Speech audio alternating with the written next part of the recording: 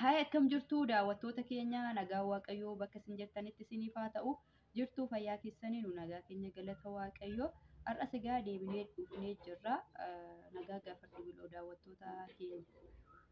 Daawwattoota keenya akkam jirtu fayyaa keessanii nagaa waaqayyoo bakka jirtan maratti isiniif haa ta'u jiruuf jireenyi badhaadhaa nuti nagaa keenya galanni waaqayyoof haa ta'u. Egaa chaanaala keenyaaf haaraa kan taatan subscribe gochuun maatii keenyatti dabalamaa jecha viidiyoon har'a qabannee isiniif dhufne yeroo darbee suura keenya maxxansinee warroonni gaaffii qabdanii gaaffii nu gaafadhaa isiniin jennaanii koomentii jalatti namoonni baay'een gaaffii nu gaafattanii gaaffii keessaniif immoo har'a lama taanee biloo wajjiniin deebii isaa qabannee isiniif dhufne aga dhuma viidiyoo keenyatti nu caqasaa isiniin jenna. Egaa biloo gaaffii tokkoffaa dubbisii gaaffii sanarratti immoo deebii isaa waliin isinii deebifna jechuudha. Gaaffiin tokkoffaan maal jedha? Egaa gaaffiin tokkoffaan hordoftoonni keenya nu gaafatanii akkamitti wal bartanii kan jedhudha. Egaa ana muusitu deebisee akkamitti wal barree akkamitti wal bartaniin kun yeroo jalqabaa eessatti wal bartanii gaaffii jaalalaa waliif dhiyeessitanidha. Egaa gabaabsitiitii deebisii hordoftoota keenyaa eessatti wal bartan kan jedhu. Egaa aniifati jiraattotuma naannoo tokkotti turre maatiin keenyallee walirraa fagoo miti. Aniifati bakki itti wal barre ni jalqabaa immoo mana barnootaa tokkotti waliin baranne wal baruu keenyaaf sababa kan ta'e mana barnootaati jechuudha. Mana barnootatti wal barree sana adeemsuma keessa hanguma sadarkaa barnootaa dabalaa deemnu atis egaa jaalalli narraa si qabaa deeme jechuudha. Jaalalli kee na qabaa deemee haala tokkoon egaa shamarran naannoo keenyaa baay'eetu jiru kan waliin barannu dhiironni illee akkasuma baay'ee jiru. Haa ta'u malee jaalalli kee mana barnootatti sirraa na qabee jechuudha. Okay, walumaa galatti egaa eessatti wal bartan kan jedhudha fi deebiseera nuti iddoon itti wal barre mana barnootaa keessatti. Gaaffii lammaffaan immoo akkas jedha obboleettiin keenya tokko kan nu gaafatte jireenya qobummaa moo gaa'ila qabatanii jiraachuu moo jireenya qobummaa wayyaa abbaa manaa fi haadha manaa ta'anii jiraachuu wayya moo jireenya keessatti qobaa jiraachuu wayyaa kan jette ishiidhaafis egaa hin deebisnaa fi jalqaba irratti qobaa jiraachuun hin barbaachisu. Gaa'ila kuni surumaa filannoo keessa galuu hin qabu jechuudha.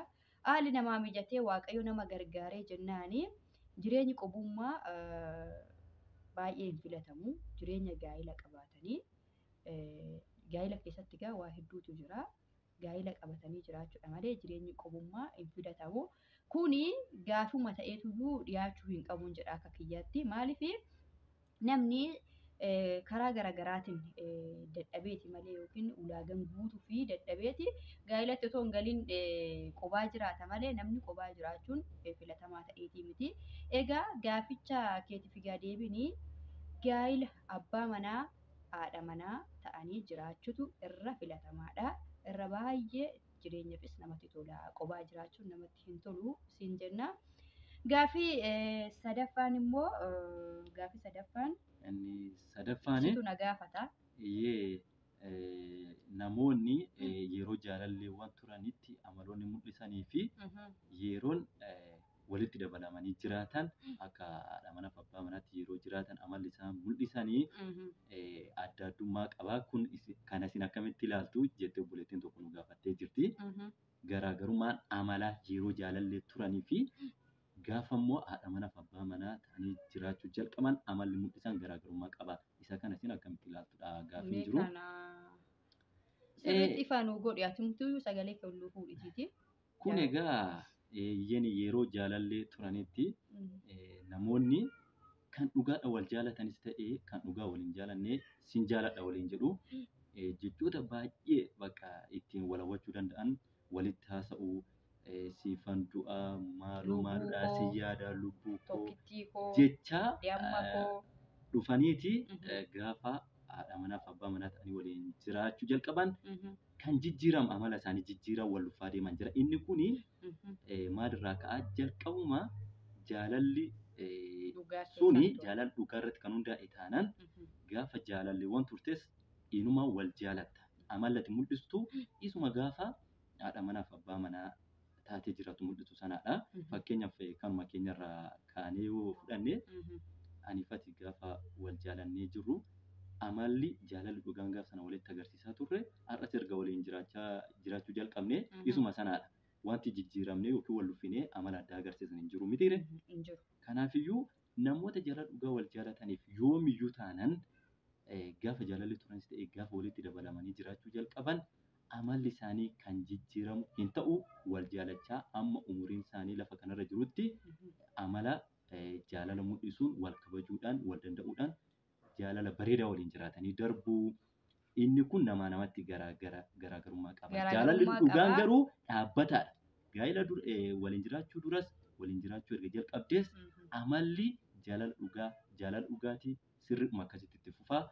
Inni silaa kaan jaalalli sobaamu sirriidha. Itoo walitti hin dabalamin dura gaafa jaalallee turan faayidaadhaaf jecha wantoota baay'ee amala sobanii amala fakkeessuu amala ofii bareeffatanii walitti dhiyaatanii adeemsa keessa wal dhufanii amala jijjiirratan ni jira. Inni kun egaa garaagarummaa qabaa jechuudha. Baay'ee galatoomii gaafii isa itti aanu. Gaafii itti aanu. Gaafiin itti aanu jalqaba irratti kan keetidha. Situ deebisaa jechuudha. Ati abbaa manaa kee in jaalattaa inni akkam baay'ee si jaalataa gaafii jedhutu dhiyaate.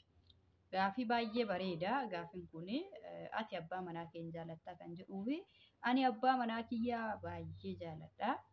Inni egaa ibsu kansaa akkaataa lamatti nu gaafatame ati baay'ee jaalattaa kan jedhuuf abbaa manaa kiyya baay'een jaaladha baay'een kabajaa. Ati hoo baay'ee na jaalattamoo akkam? Eeyyee baay'een si jaaladha. Kaleessallee har'allee baay'een si jaaladha.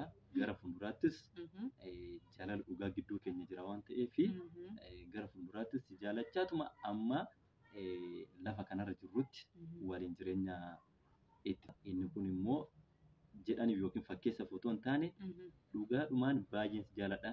Namni ani si caala jaaladhu addunyaa kanarrayyuu hin jiraatu. Baay'ee galatoomii anis baay'een si jaaladha. Gaafii bareedaa nu gaafatte. Gaafiin inni itti aanu iddoo tokkotti gaa deebisuu hin dandeenyu gaafii baay'eedha. As keessatti gaafiin nu dhiyaate inni biraani isin gaa'ela godhattamoo ganaadha gaafii jedhudha. Gaafiin kun bakka garagaraatti nu barrataa ture. Gaa'ela godhattamoo ganaadha. Erga biyya Arabaatii deebitee gaa'ela godhattamoo osoo biyya Arabaa hin deemin gaa'ela godhattanii kan jedhuu fi akkuma waliigalaatti ifa akkasinii ta'u erga duraan jaalalaan turreeti biyya Arabaa deemee jaalalumaan waluma jaalannee. Gaafii sattaanu gaafiin itti aanu maal jedhamilo? Gaa'ela godhattamoo ganaadha.